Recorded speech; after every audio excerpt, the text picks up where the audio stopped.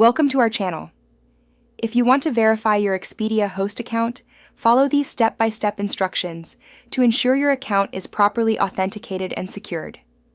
Step 1.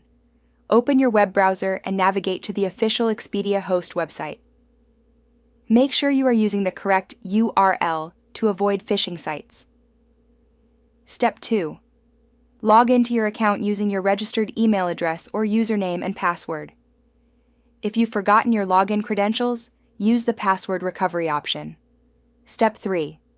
Once logged in, locate your profile icon or settings menu, usually found in the top right corner of the page. Step 4. Click on Account Settings, Profile Settings, or a similar option from the drop-down menu to access your account management area. Step 5. Look for a section labeled Verification, Identity Verification, or Account Security. This is where the verification process begins. Step 6. Follow the on-screen prompts to verify your account. This may include confirming your email address, phone number, or providing additional identification documents depending on Expedia host's requirements. Step 7. If email verification is required, check your inbox for a verification email from Expedia host. Click the verification link provided in the email to confirm your email address. Step 8. For phone verification, enter your mobile number and wait for a verification code via SMS.